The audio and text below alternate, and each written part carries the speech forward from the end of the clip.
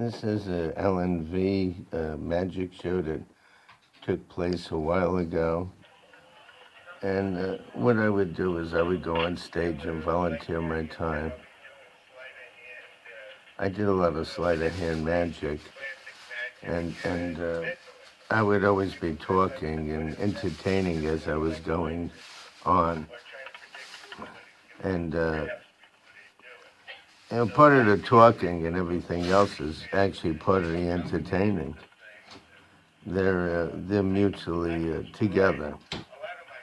A show depends on entertainment, could be conversation as well as humor or anything that occupies somebody's attention and they enjoy it would be entertaining.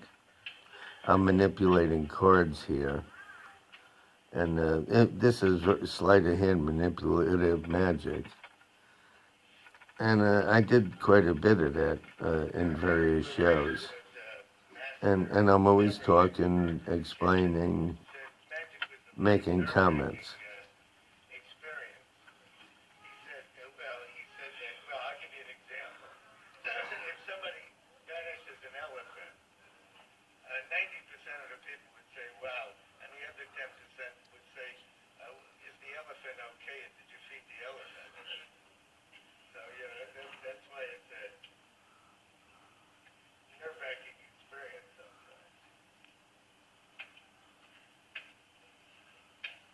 See, I'm manipulating cards. Takes a lot of practice. There's some people that do their whole show at manipulation. They're really experts.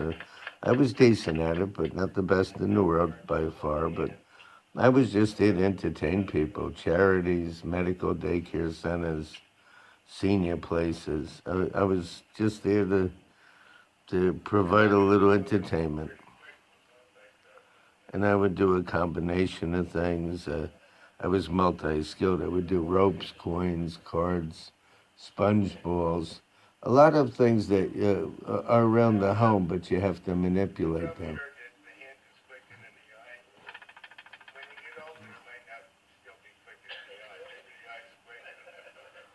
You kid around, you joke.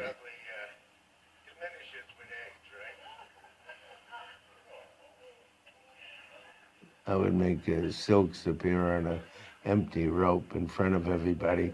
I always wore half-sleeve shirts because most people say it's up his sleeve, it's up his sleeve. Well, what do you do if there is no sleeve? That was a lot of what I did. This show was done like 10 years ago or something like that. It was quite a bit of time ago, and it could have been 8, 10 years ago, whatever. But I did a lot of them. Some of them didn't get recorded, of course. I would do strings, coins, cards, sponge balls. I would cut ropes and restore them.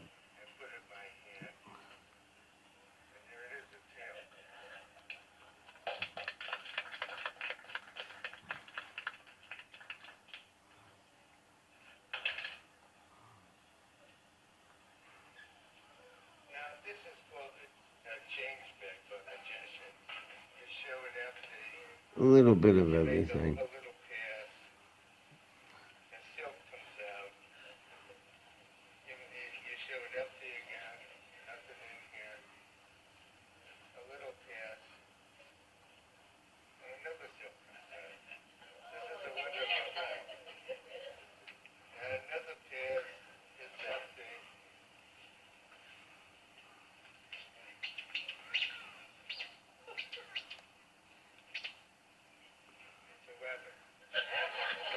Anything to make something seem funny. It's all presentation. See, magic is a form of entertainment. A lot of people don't realize that. At the end of the day, if people are amused, they're entertained, or you're interested in what you're saying, it's entertainment.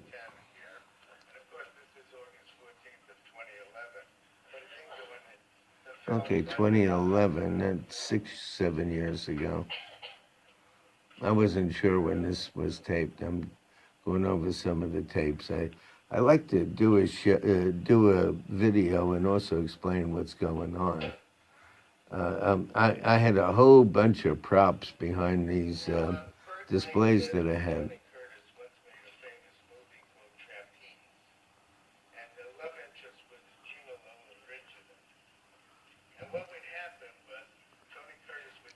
See, I'm telling a story.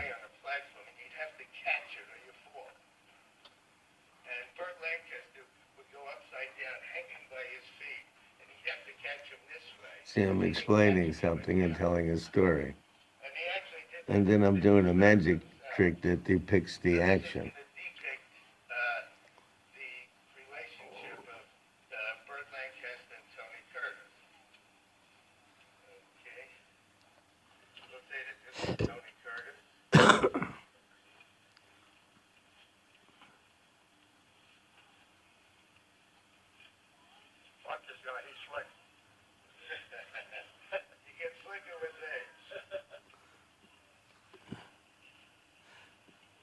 Once in a while, you get a heckler, and you have to be real cool with a heckler.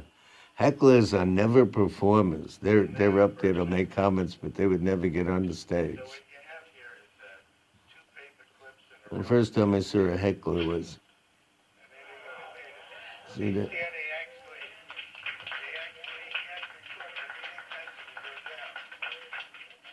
I did it with paper clips, ropes, coins, cards, sponge balls, regular little balls that you buy in a kid's store. I used a lot of things that were around real life. I didn't buy a lot of formal props. I had a few things to make it look like a magic show. I like to do a lot of mental magic. That was really my specialty. The rest was humor, kidding around, little practice on coins and cards and things like that. But a lot of the pattern, as they call it, the talk, is to entertain people, tell them a story, show them something.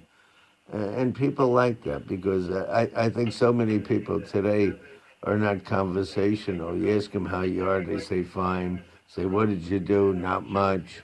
After 4 or 5 questions, you don't want to talk to them anymore because it's too much work. So I'm telling stories and I'm doing things. And a lot of people don't realize the story and what you're doing is a large part of the entertainment. I cut a rope, I restored it, et cetera, et cetera.